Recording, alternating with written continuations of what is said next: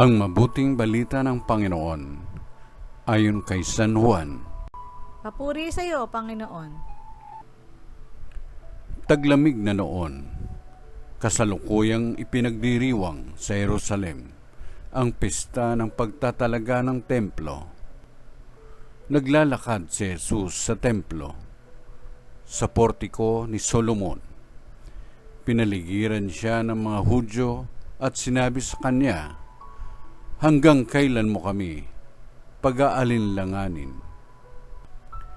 Kung ikaw ang Kristo, sabihin mo na ng tiyakan." Sumagot si Jesus, "Sinabi ko na sa inyo, ngunit ayaw ninyong maniwala. Ang mga ginagawa ko sa ngalan ng aking Ama ay nagpapatotoo tungkol sa akin. Ngunit ayaw ninyong maniwala, sapagkat hindi kayo kabilang sa aking mga tupa.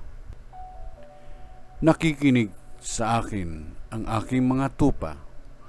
Nakikilala ko sila at sumusunod sila sa akin. Binibigyan ko sila ng buhay na walang hanggan at kailanmay di sila mapapahamak. Hindi sila maaagaw sa akin ninuman. Ang aking Ama na nagbigay sa kanila sa akin ay lalong dakila sa lahat, at hindi sila maaagaw ninuman sa aking Ama. Ako at ang Ama ay iisa." Ang mabuting balita ng Panginoon. Pinupuri ka namin, Panginoong Jesucristo.